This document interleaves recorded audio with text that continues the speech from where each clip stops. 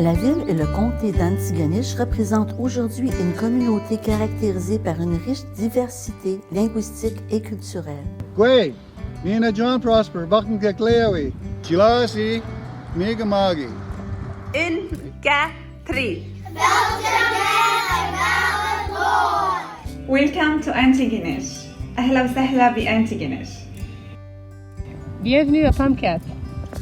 And van harte welcome in Antigonish. I'd like to welcome you to Antigonish County.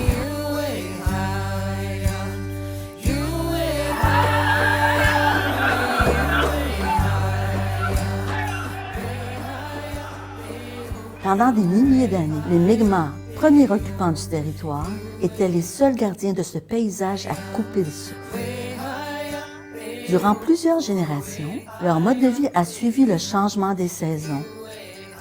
Pour leur subsistance, ils dépendaient des animaux de la forêt, de la vie aquatique, des rivières, de l'océan et de la flore.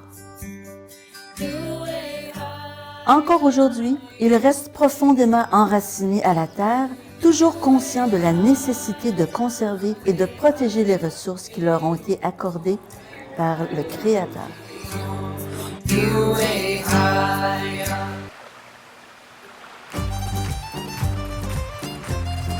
L'établissement des Européens à Antigonish n'a commencé que dans les années 1760 et 1770, avec les Acadiens exilés de retour dans la province.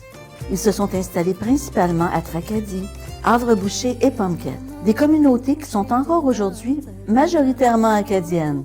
À une extrémité du magnifique parc provincial de Pumpcat Beach se trouve le lieu historique Chez des Lauriers et son centre d'interprétation. Ailleurs dans le village, à côté de l'école acadienne de Pumpcat, se trouve un musée et un nouveau centre culturel et communautaire où les visiteurs peuvent découvrir la riche culture acadienne. En 1784, un groupe de loyalistes, sous la direction du capitaine Timothy Hurley pénètre le port d'Antigonish et débarque à Town Point. Leur établissement fut d'abord appelé Dorchester. Au tournant du 19e siècle, l'emplacement actuel de la ville d'Antigonish est établi. Quelques années après la Révolution américaine, des loyalistes noirs, dont plusieurs des esclaves affranchis, arrivent en Nouvelle-Écosse au moment de la grande migration des loyalistes. En s'installant dans la région de Tracadie et dans le comté de Guysborough, leurs communautés ont été confrontées à de grandes difficultés et ils luttent encore aujourd'hui contre les effets de l'émigration. Pour beaucoup, la célébration annuelle de Kwanzaa est une excellente occasion de rassembler la population pour célébrer leur histoire, leurs valeurs, leur communauté et leur culture.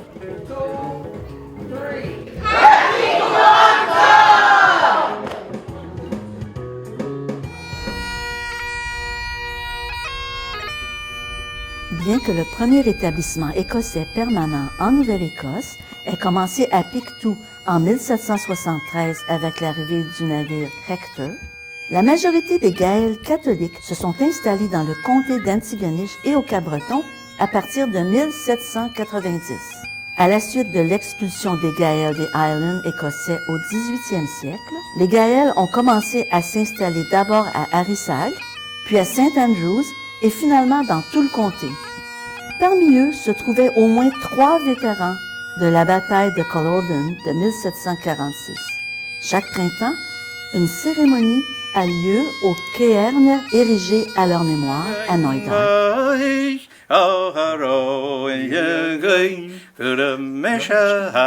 Ces Écossais ont apporté avec eux leur langue, le gaélique, ainsi que l'expression de la riche culture des Highlands, par la poésie, la chanson, la cornemuse, le violon et la danse.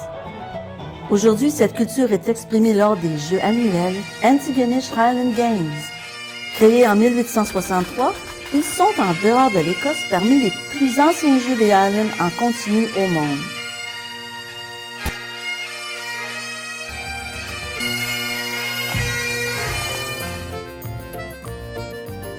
Fondée en 1853, l'Université St. Francis Xavier joue un rôle de premier plan dans la vie économique, culturelle et intellectuelle de la ville et du comté d'Antigonish. Aujourd'hui, elle est reconnue comme l'une des meilleures universités, principalement de premier cycle, au Canada. En 1897, l'Université Saint-FX est devenue la première institution catholique mixte d'Amérique du Nord à accorder des diplômes universitaires aux femmes. 2 communautés religieuses de femmes ont soutenu cette mission à l'Université Saint-FX. La Congrégation de Notre-Dame, qui gérait le collège pour femmes du Mont-Saint-Bernard, et les Sœurs de Sainte-Martha, qui, bien qu'elles aient été fondées pour prendre en charge la gestion du ménage de Saint-FX, se sont rapidement étendues au travail social et surtout aux soins de santé dans tout le Canada, y compris la construction de l'hôpital de Sainte-Martha à Antigonish. If 7 men can form a joint stock company, there's no reason why 700 or 7,000 can't do the same thing in a cooperative way. Dans les années 1920, le père Moses Cody et le père Jimmy Tompkins, tous les deux de Saint-FX, ont créé un mouvement d'éducation populaire rejoignant les couches les plus démunies de la société, les pêcheurs, les agriculteurs et les mineurs de la Nouvelle-Écosse qui vivaient dans une pauvreté extrême, en visant à les sortir de la misère. Le mouvement d'Antigonish a connu un tel succès qu'aujourd'hui, le Cody International Institute fait venir à Antigonish des leaders des pays en voie de développement pour partager cette même philosophie coopérative afin qu'ils deviennent eux aussi maîtres de leur destinée.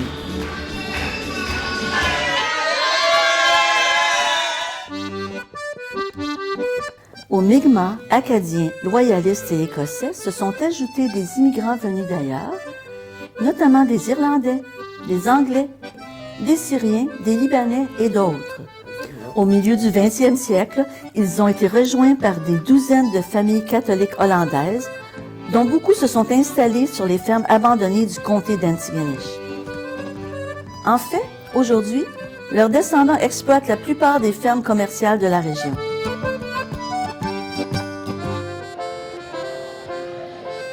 Ces dernières années, la ville et le comté d'Antigonish ont peu à peu attiré des personnes plus jeunes ainsi que des retraités. Welcome to Antigonish Farmers Market. Le dynamisme de la communauté est visible chaque semaine à notre marché public florissant. Parmi les nouveaux arrivants, on retrouve un nombre important de familles de réfugiés, dont les fondateurs du désormais célèbre Peas by Chocolate.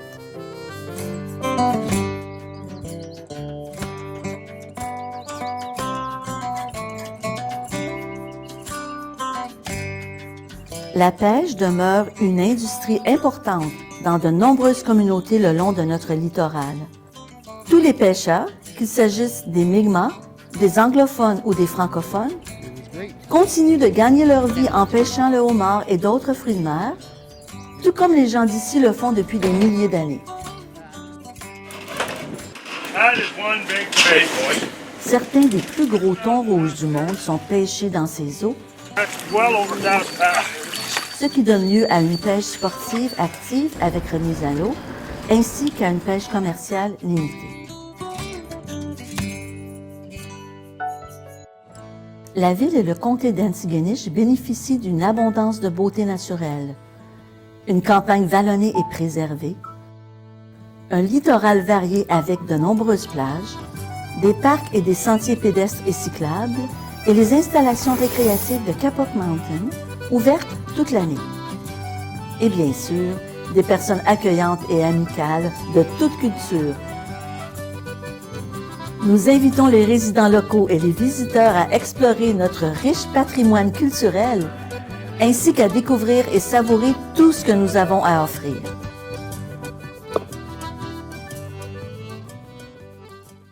See you soon. I'm